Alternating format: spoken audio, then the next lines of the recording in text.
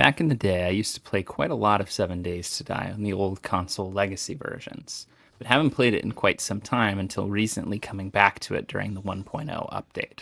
Despite having very little experience in the new update, and the only experience I've had so far, I died during my first run during the very first Horde night, I decided it'd be fun to try a challenge run where I try and see how many days I can make it on insane permadeath difficulty. This means not only are the zombies much stronger, tankier, and deal more damage than some of the lower difficulties, but if I die even a single time, that means the end of my character and the end of the run. With that bit of introduction out of the way, let's get right into the video and see how long we can survive in 7 Days to Die. I began the run like any other by quickly grabbing some plant fibers, wood, and small stones from around me to craft a stone axe, and then completing the rest of the intro quests. After I got the skill points for turning in the intro challenges, I went ahead and immediately put 2 of them into strength and the other 2 into pummel Pete to max out my sledgehammer damage as quickly as possible. After that, I went to search the nearby house that I spawned next to. A small side note, I am playing on the 10k sized first pre-gen world, in case you were wondering, and it is my first time playing on this world for this run. After clearing that house, I started making my way towards the trader and found some honey in a stump along the way. Thankfully, I was able to find 2 Forged Ahead books in destroyed workstations at the trader, which got me a good head start on that. And then I also grabbed the Buried Supplies quest. I went straight over to dig up the buried supplies, and then just bolted after I found it, rather than trying to deal with the zombies that spawned. When I got back, I chose the pipe machine gun bundle, as I found that it's pretty helpful in the early game to deal with emergency situations like dogs. Thankfully, however, my first clear mission did not have a dog, although I was worried there might be one when I saw that doghouse. I climbed up into the treehouse and used it to jump over to the roof of the main house, and then moved in and started working my way down from the attic down to the bottom floor.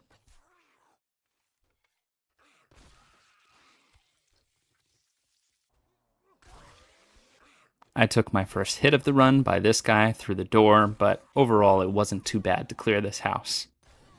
There were quite a few more zombies in the basement, so I set up a small barrier and tried to take them on one at a time. After dealing with all the zombies, I got the loot and then decided to just hang out in this basement for the rest of the night, as it had already become nighttime and I was by no means prepared to face what was out there. Eventually, though, one of the zombies found his way into the basement that I was hiding in, and I had to deal with him. Thankfully, the darkness allowed me to get a couple of shots in to weaken him before he came at me. I took my time while I was hiding in the basement, looking through all of the perk charts before eventually deciding on archery to get a little extra bow damage. Eventually, I got bored, so I made the brilliant decision to leave in the middle of the night and start trekking my way back to the trader. As I was sneaking back, I did come across a snake, which did come in handy for a little extra meat. As soon as it struck morning, I ran the rest of the way back to the trader to turn in my quest and grab the next one. While my primary goal is to survive at least 7 days, I also want to complete the first tier of quests by day 7 so I can get access to the bicycle reward. My next quest brought me to the Reed residence in order to find some supplies. This went fairly well. I began in the basement and started working my way up through the zombies until I found the supply drop. I found some decent loot while I was there, including a Shotgun Messiah book that would increase my shotgun damage by 10%. Not using shotguns yet, but that might come in handy later. Despite knowing full well that I was about to walk into a trap when I saw this hole, I jumped headfirst in anyways and got completely surrounded immediately. Thankfully, I was able to make a run for the door and find the king ring before I got completely wrecked. Then I was able to draw the zombies out into the open road and face them one at a time. I went back in to grab the end loot and then headed back to turn in the quest with the trader. I tried to skip some of the zombies and build straight up to the roof during my next quest, but was attacked by a vulture in the process. Unfortunately, I forgot that by modifying my pipe machine gun, adding the extended barrel I found in the last place, it automatically unloaded the weapon, so I wasn't able to fire it immediately when I needed to. This nearly ended up getting me killed, which would have been quite embarrassing. After dealing with the infection and healing up a bit, I headed back into the POI to complete the quest. After grabbing the satchel, I went downstairs and quickly grabbed the end loot, which thankfully included a cooking pot, and then ran out of there before dealing with the rest of the zombies. On my way back to the trader, I looted as many mailboxes as I could find, hoping to find books. After turning in that quest, I set out to complete one more that day at Alistair's cabin. I began in the basement and fought my way up without too much trouble. I also decided it was time to set up a permanent base, and figured this POI could do pretty well. After I finished the quest and finished looting everything, I started transforming this POI into my base. I set down a campfire, some chests in the basement, and a dew collector out on the porch. I spent the rest of the night organizing my inventory, some new chests, and crafting myself some better armor. I set out on day 3 to complete as many quests as I could, as quickly as possible. That first took me to the Powell residence, where I was able to climb up to the roof and grab the satchel and leave immediately without even dealing with the rest of the POI. Next, I was sent to the mausoleums, where again I was able to get to the satchel fairly quickly without dealing with too many zombies. After that, I was sent on another easy retrieval mission, where I was able to grab the satchel from the roof without killing a single zombie. By 12:30, I was already on to my 4th and final quest for the day. Unfortunately, it began by getting hit by another vulture, but after I got through the roof, it wasn't that bad. When I got to the final loot room, I wasted a bunch of time trying to bust open the safe, only to find pretty much nothing of use inside of it. Shortly after that, though, I did find some pretty good loot on a zombie I killed at a campsite near the trader. Having already fulfilled my max quest quota, I headed back to the base to patch up the hole in the side of my wall.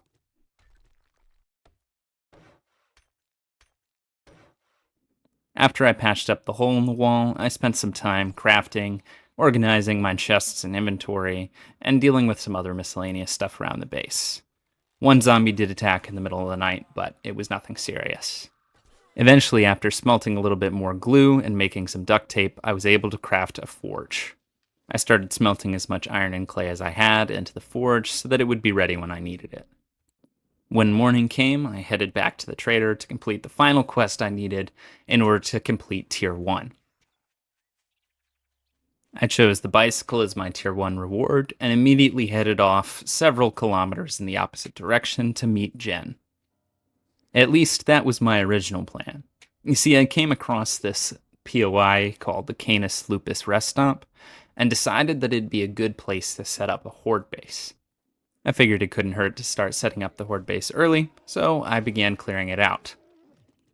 As I anticipated based off the name, I did get ambushed by a wolf here. Thankfully, he was much easier to deal with than I would have expected.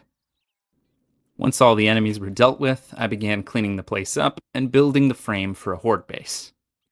I knew that I didn't have all the materials I needed, especially the cobblestone rocks, but I figured I'd get started with the frames and the wood that I did have on me.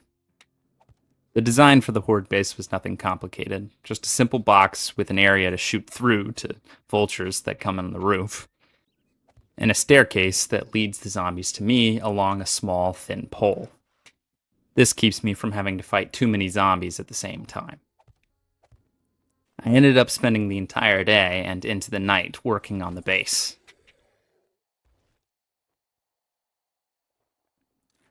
When it was morning and I had run out of materials to work on the base, I set out to do what I had originally planned to do the day before: head across the world and meet Jen. After a while of pedaling, I finally got there and found quite a few useful books in Jen's hideout. Additionally, I found a pistol and some other pretty good loot. After talking with Jen, I set out to complete my first Tier 2 mission. Although it was definitely the most dangerous POI I had done so far, I could tell I was beginning to get more comfortable with the combat. Because of this, I was able to get through the entire POI without sustaining a single hit. While nothing game-changing, the loot at the end of the Tier 2 POI was definitely considerably better than the loot at the end of the Tier 1 POIs. After turning in the mission to Jin, I started heading back home, but grabbed the supply drop along the way. That night, I started making some upgrades to my gear, including adding some new melee mods that I found in that supply drop. I was able to put my new sledgehammer to the test fairly quickly against a nurse zombie that decided to attack my base. Still not a crazy amount of damage, but definitely a huge upgrade over what I had before. In the morning, I decided to purchase a new pipe machine gun and headed to do another Tier 2 quest from Trader Rekt. For some reason, despite being in an easier region than the Burnt Forest, this quest was considerably more difficult than the one that I had just done for Jen. It seemed like every zombie I hit immediately went full feral sprint mode at me. I got the satchel and should have left as soon as I realized things weren't going overly well, but for some reason I decided to head upstairs anyway. I thought I could quickly sneak in and grab the end loot without dealing with all the zombies, but I immediately got swarmed by all of them moving way faster than I anticipated. I got myself cornered in the loot room and honestly thought that this was going to be the end of the run. The only way that I was able to make it out was by stunning the zombies with my machine gun just long enough to sneak past them. I finally made the decision that I should have made earlier, which is to abandon the loot and just run out of there as quickly as possible. After that close call, I headed back to base, where I started harvesting some resources and thinking about what my next priority should be. I decided that it was time to work on getting some better armor. I already had read enough Forged Ahead books to get the workbench, and had the forged iron that I needed. The only problem was that I had yet to find a wrench and had nowhere near enough mechanical parts. So I went back into town and started searching POIs that were construction or industrial based in the hopes of finding mechanical parts or a wrench.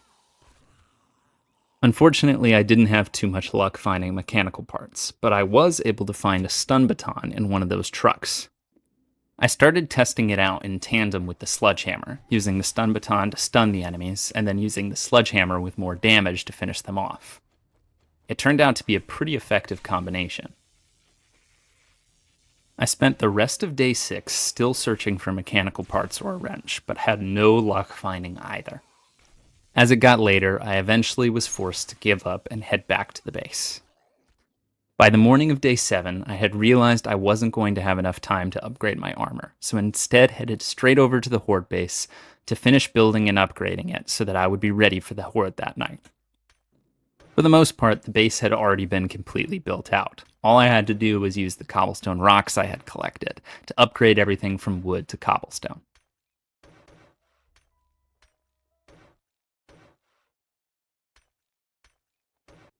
After I ran out of cobblestone rocks, I headed over to grab the supply drop, which happened to contain a wrench inside of it.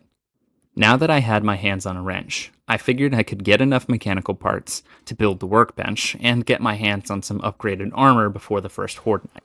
While getting the mechanical parts did prove easy now that I had the wrench, by the time I got back to base, I realized that I wasn't going to have what I needed to build the workbench and get upgraded armor in time. I knew that I still needed more clay to finish the walls of the Horde base, so I instead decided to grab a buried supplies mission so that I could at least kill 2 birds with 1 stone, getting a little extra supplies and XP while finding the clay that I needed. I spent the rest of the day continuing to upgrade the walls and collecting an excess of cobblestone rocks so that I would have plenty to repair the walls throughout the night as the Horde was going on. After all that preparation, it was finally time for the Horde.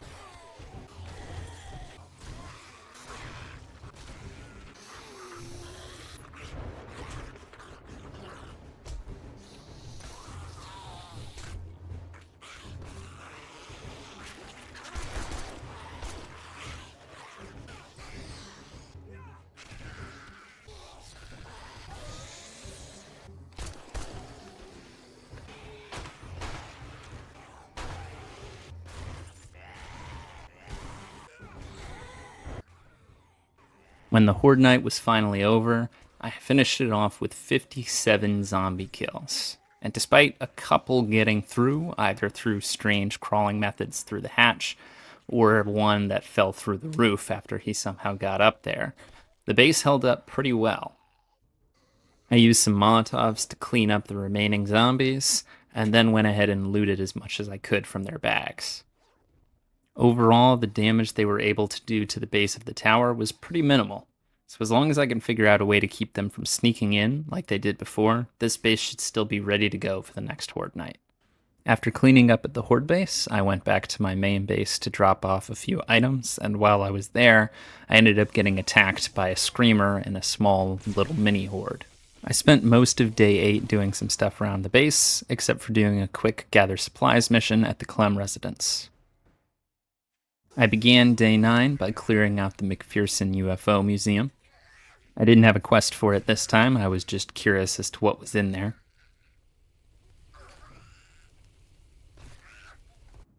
After the museum, I headed over to the Watton residence to do a clear the area mission. By this point, I had gotten enough loot that I was able to have a full set of the Preacher armor. While the other pieces besides the gloves weren't exactly game-changing, the gloves were good enough that when I ended up deciding to change my armor pieces later, I stuck with the gloves anyways, as they add an extra undead damage percentage, which is obviously quite helpful in a game about fighting zombies. After also upgrading to the wooden bow, I decided to try on my first infested clear, and immediately regretted that decision. The one positive with this location is that it was mostly open air, so I was able to continue to loop around the building to escape the zombies when I needed to. After the difficulty that I had with the infested clear on day 10, I decided to go back and upgrade my gear, upgrading to an iron sledgehammer before continuing with more missions on day 11. The iron sledgehammer was a big upgrade to damage, but it swings considerably slower than the stone sledgehammer. This definitely took some getting used to.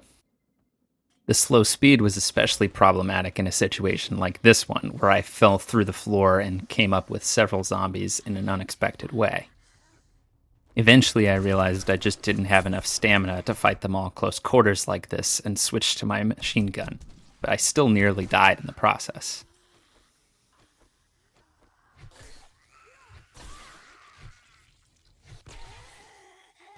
After healing up from that mess, I went to do one more mission that day and found a nice surprise in the attic waiting for me.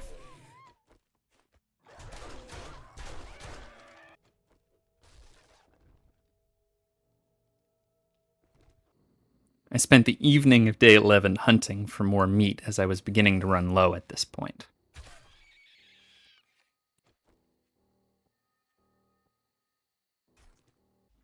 The morning of day 12, I went back to the UFO museum, this time for an actual quest. By this point, I was beginning to get a better sense for the swing speed of the iron sledgehammer, and I was realizing how much more effective it can be. I spent the rest of day 12 doing 2 more quests. Overall, day 12 ran a lot more smoothly than days 10 and 11 did, where I nearly died both of those days. This was also the last one I needed to finish Tier 2, so on day 13, I went to Trader Jen, and then grabbed the quest to go visit Trader Bob to begin Tier 3 quests. After meeting with Trader Bob, I pretty much turned right around to head back home to begin preparing for the day 14 horde. Unfortunately, I returned home to find that a Screamer had broken through my front door and was making their way into my basement.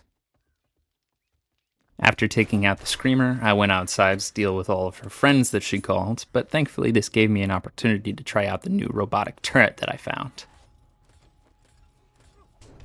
Doesn't do a lot of damage, but it is pretty effective at distracting or stunning the zombies. After I had finished cleaning up things at home, I went to the Horde base to begin making some improvements from what I realized the first time around. The first thing that I did was just add a little more structural integrity to the main part of the base. After that, I added some ramps to the area above where I attack the zombies to keep them from getting onto the roof, and some spikes around the base of the tower. I also added some bars to make sure nobody sneaks into my little area, and set up my turret and a little arm off to the side. While these improvements succeeded in keeping me safer, the addition of the bars seems to make it so that the zombies get up a half a block and I can no longer hit them at their head level. Because of this, I ended up knocking a bunch of the zombies off from the pole, but then they would just fall down and then run around back to the same spot. I ended up getting way less zombie kills the second time around, but I was much safer than I was the first time, not getting hit a single time. After the night was over, I again cleaned up the extra zombies with some pipe bombs, and I grabbed what I could from the loot bags, although there were definitely less than the first Horde night. I also adjusted the pole to hopefully mediate the issue of not being able to hit the zombies in the head. On day 15, feeling more confident in my new gear, I decided once again to try an infested clear. And it was once again a terrible mistake. Eventually, after burning through much of my ammo, I had no choice but to just flee from the mission. Even after running, I was low on health and still being chased down by some of the feral zombies. Eventually, I was able to narrowly escape death, only one hit away and just barely getting that stun baton hit in time. After healing up, I decided once again that I was not ready for the infested clears and went to do a regular clear mission. Even though it was only a regular clear, it was still my first tier 3 clear, and it did end up being fairly difficult. On day 16, I went to the Scarecrow Fields to do a tier 3 clear and retrieve mission. While I was there, I happened to find a treasure map, so after that, I went to go dig it up immediately.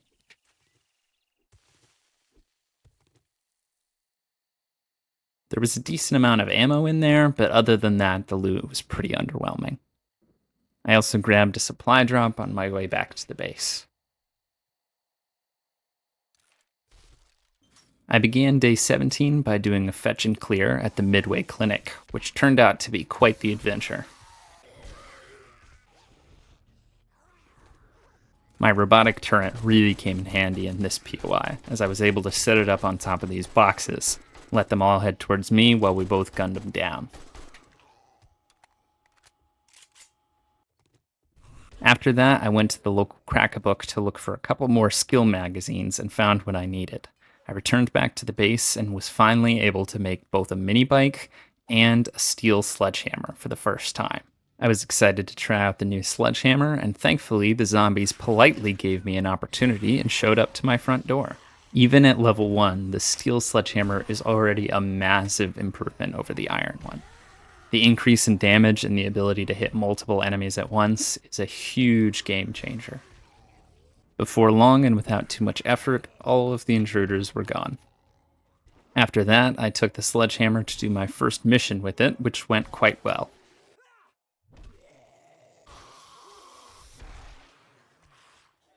In fact, that mission went so well that I once again had the courage to try an infested clear.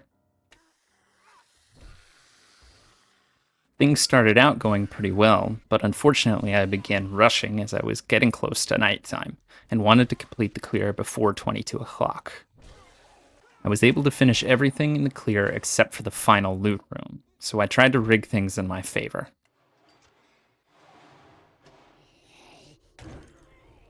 I used Molotovs and then finished the ferals off with my sledgehammer, but there was one zombie left, a radiated zombie.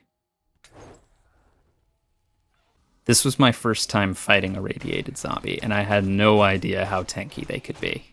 Still, I was able to narrowly escape that situation and returned home. The morning of day 19, I once again was attacked by a screamer and the horde that she brought, something that was pretty much becoming a daily occurrence at this point.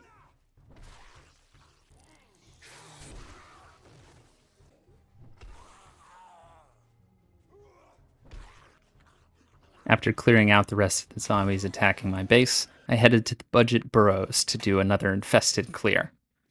I had already been to this site before in this playthrough, so I felt pretty confident about dealing with it this time, especially with all of the upgraded gear that I had.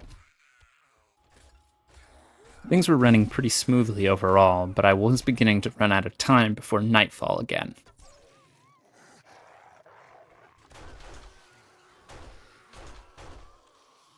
I also ran into another irradiated zombie here. Even after running and luring him around to the other side of the building so I could deal with him individually, he was still an incredibly tough fight.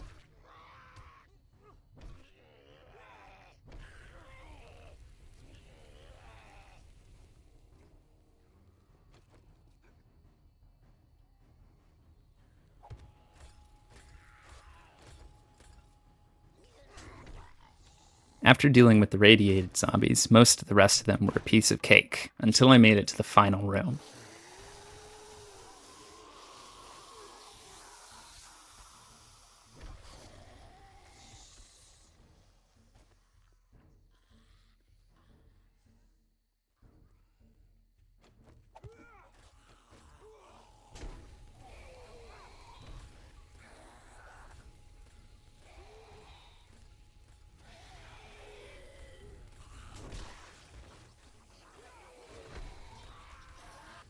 By this point, I realized I didn't have enough stamina to fight all these zombies and tried to run.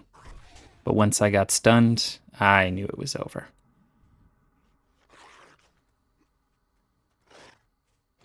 Late in the day of day 19, I died just before 22 o'clock. Although it was rather unfortunate, I'm still pretty happy with how far I was able to make it. I want to thank you all so much for watching this video, and if you enjoyed it, please consider giving it a like. If you'd like to see more of this kind of content in the channel, please consider subscribing. Thanks again, and I hope to see you in the next one.